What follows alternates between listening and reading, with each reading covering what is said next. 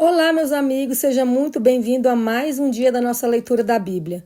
Hoje vamos meditar em 3 capítulos cheios de ensinamentos que revelam o coração de Deus. Vamos ler Lucas capítulo 15 a 17. Aqui encontramos parábolas que falam de perdão, arrependimento e fé. Jesus nos mostra o amor do Pai pelo Filho perdido, nos alerta sobre o perigo das riquezas e nos chama a viver com humildade e gratidão. Que o Espírito Santo nos ajude a entender essas verdades e aplicá-las na vida real. Então, pegue a sua Bíblia e vem comigo nessa leitura. Vamos começar fazendo uma oração. Paizinho querido, mais uma vez vamos começar a leitura da Tua Palavra. Pedimos ao Senhor iluminação do Teu Espírito Santo e discernimento para compreendermos tudo aquilo que formos ler. Que essa leitura melhore a nossa vida a cada dia. Em nome de Jesus. Amém. Bíblia aberta, Lucas capítulo 15. A parábola da ovelha perdida. Aproximavam-se de Jesus todos os publicanos e pecadores para o ouvir. Os fariseus e os escribas murmuravam, dizendo: Este recebe pecadores e come com eles. Então Jesus lhes contou esta parábola. Qual de vocês é o homem que, possuindo 100 ovelhas e perdendo uma delas, não deixa no deserto as 99 e vai em busca da que se perdeu até encontrá-la? E quando a encontra, põe-na sobre os ombros, cheio de alegria. E indo para casa, reúne os amigos e vizinhos, dizendo-lhes: Alegrem-se comigo, porque já achei a minha ovelha perdida. Digo a vocês que assim haverá mais alegria no céu por um pecador que se arrepende do que por 99 justos que não necessitam de arrependimento. A parábola da dracma perdida. Ou qual é a mulher que, tendo 10 dracmas, se perder uma delas, não acende a lamparina, varre a casa e a procura com muito empenho até encontrá-la? E quando a encontra, reúne as amigas e vizinhas, dizendo: Alegrem-se comigo, porque achei a dracma que eu tinha perdido. Eu afirmo a vocês que a mesma alegria existe diante dos anjos de Deus por um pecador que se arrepende. A parábola do filho perdido. Jesus continuou: Certo homem tinha 2 filhos. O mais moço deles disse ao pai: Pai, quero que o Senhor me dê a parte dos bens que me cabe. E o pai repartiu os bens entre eles. Passados não muitos dias, o filho mais moço, ajuntando tudo o que era seu, partiu para uma terra distante e lá desperdiçou todos os seus bens, vivendo de forma desenfreada. Depois de ter consumido tudo, sobreveio àquele país uma grande fome, e ele começou a passar necessidade. Então foi pedir trabalho a um dos cidadãos daquela terra, e este o mandou para os seus campos a fim de cuidar dos porcos.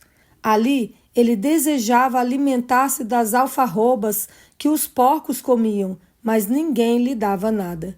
Então, caindo em si, disse: Quantos trabalhadores de meu pai têm pão com fartura, e eu aqui estou morrendo de fome.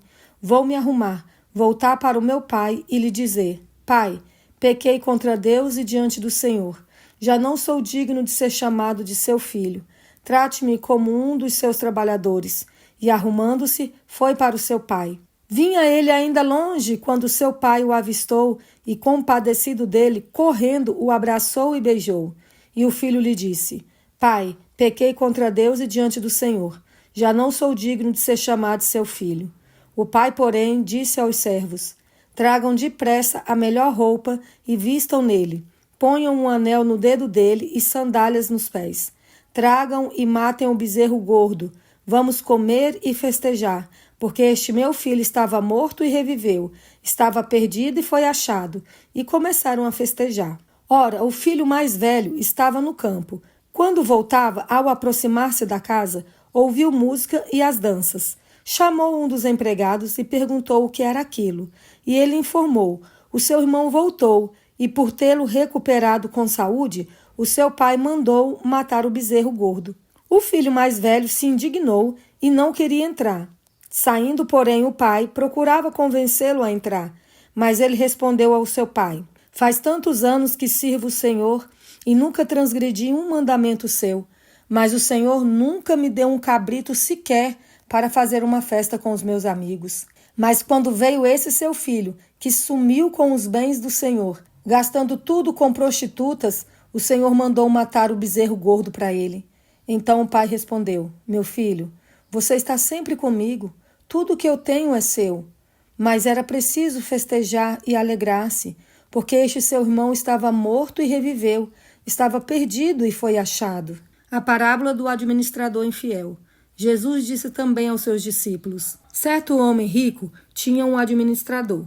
Um dia ele recebeu uma denúncia de que esse administrador estava desperdiçando os bens dele. Então, chamando-o, lhe disse: Que é isto que ouço a seu respeito? Preste contas da sua administração, porque você não pode mais ser o meu administrador. O administrador, então, se pôs a pensar: Que farei agora que estou sendo demitido pelo meu patrão? Trabalhar na terra não posso. De mendigar tenho vergonha. Já sei o que vou fazer para que, quando for demitido, as pessoas me recebam em suas casas. Tendo chamado cada um dos devedores do seu patrão, perguntou ao primeiro: Quanto você deve ao meu patrão? Ele respondeu: 100 barris de azeite. Então o administrador disse: Pegue a sua conta, sente-se depressa e escreva 50. Depois perguntou ao outro: E você, quanto deve? Ele respondeu: 100 sacos de trigo.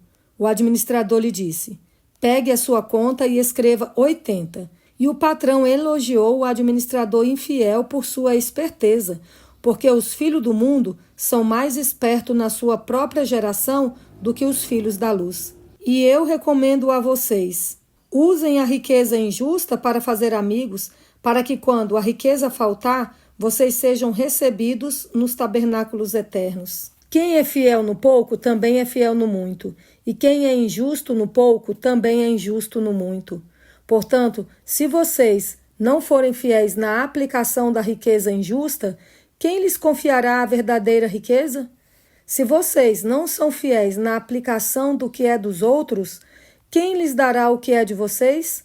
Nenhum servo pode servir a 2 senhores, porque irá odiar um e amar o outro, ou irá se dedicar a um e desprezar o outro. Vocês não podem servir a Deus e à riqueza. A lei e o reino de Deus.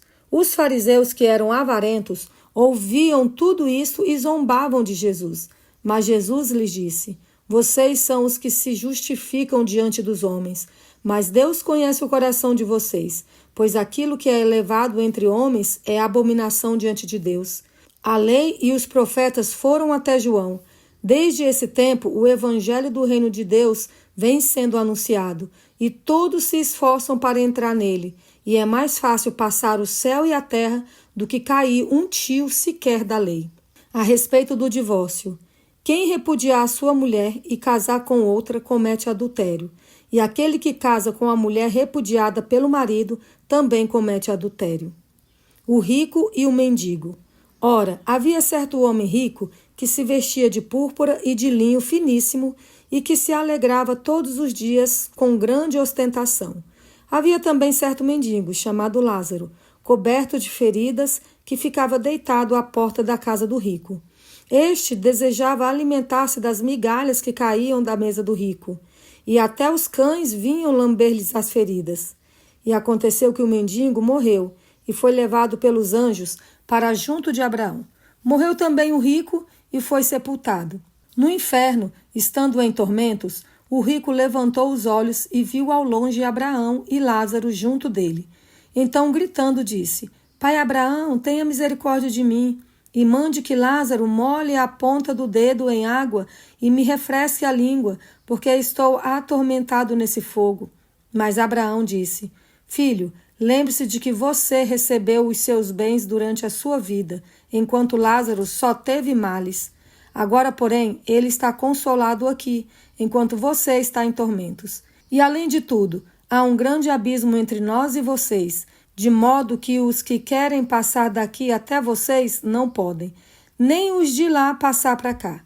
Então o rico disse: Pai, eu peço que mande Lázaro à minha casa paterna, porque tenho 5 irmãos, para que lhes dê testemunho, a fim de que não venham também para este lugar de tormento. Abraão respondeu: Eles têm Moisés e os profetas, ouçam-nos. Mas ele insistiu: Não, pai Abraão, se alguém dentre os mortos for até lá, eles irão se arrepender. Abraão, porém, lhe respondeu: Se não ouvem Moisés e os profetas, também não se deixarão convencer, mesmo que ressuscite alguém dentre os mortos. Os tropeços. Jesus disse aos seus discípulos: é inevitável que existam pedras de tropeço, mas ai de quem é responsável por elas. Seria melhor para esse que uma pedra de moinho fosse pendurada ao seu pescoço e fosse atirado no mar do que fazer tropeçar um destes pequeninos. O perdão e a fé. Tenham cuidado. Se o seu irmão pecar, repreenda-o. Se ele se arrepender, perdoe-lhe. Se pecar contra você 7 vezes num dia e 7 vezes vier para lhe dizer: estou arrependido, perdoe-lhe. Então os apóstolos disseram ao Senhor: aumente-nos a fé. Ao que o Senhor respondeu: se vocês tivessem fé como um grão de mostarda, diriam a esta moreira: arranque-se e transplante-se no mar, e ela obedeceria. Qual de vocês, tendo um servo ocupado na lavoura ou em guardar o gado, lhe dirá quando ele voltar do campo: venha agora mesmo e sente-se à mesa? Não é verdade que, ao contrário, lhe dirá: prepare o meu jantar, apronte-se e sirva-me enquanto eu como e bebo. Depois, você pode comer e beber? Será que ele terá de agradecer ao servo por ter feito o que lhe havia ordenado? Assim também vocês, depois de terem feito tudo o que lhes foi ordenado, digam: somos servos inúteis, porque fizemos apenas o que devíamos fazer. A cura de 10 leprosos. De caminho para Jerusalém, Jesus passava pelo meio de Samaria e da Galileia.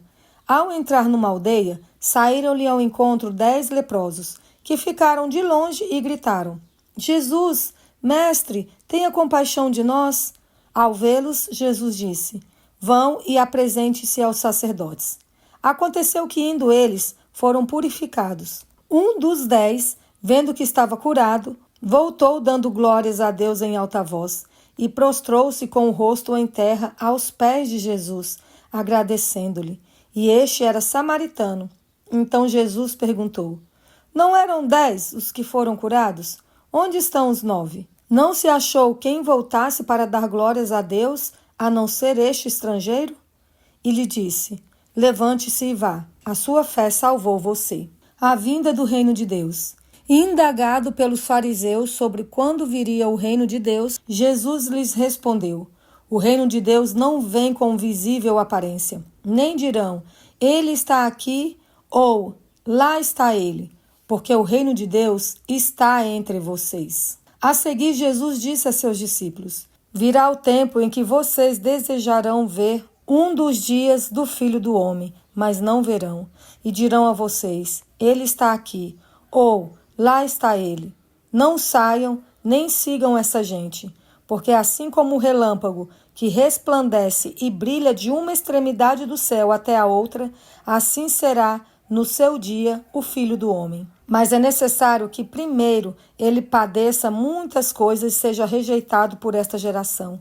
Assim como foi nos dias de Noé, será também nos dias do Filho do Homem.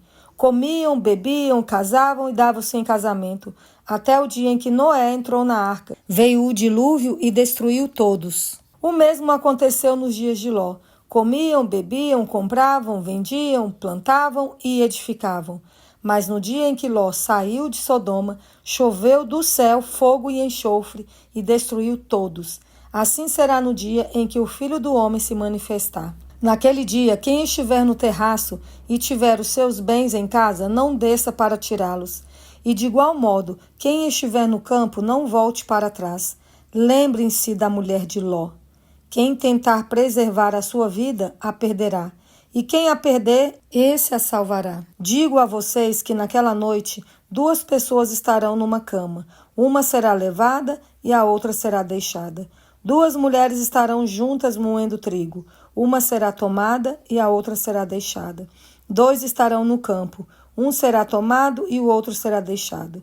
Então perguntaram a Jesus: onde será isso, Senhor? Ele respondeu: onde estiver o corpo, aí se ajuntarão também os abutres. E essa foi a leitura de hoje. Esses capítulos mostram o quanto Deus nos ama e o quanto Ele deseja nos ver de volta aos seus braços. Talvez você se sinta distante, cansado ou com o coração pesado, mas o mesmo Pai que recebeu o filho pródigo, continua esperando por você. Hoje, volte, ore, peça perdão e recomece. Deus não se cansa de te amar. E a verdadeira fé começa quando damos o primeiro passo de volta para casa. Que Ele te abençoe, fortaleça a tua fé e ilumine teu caminho. Aguardo vocês aqui amanhã para continuarmos a leitura de toda a Bíblia. Que Ele te abençoe e fiquem todos com Deus.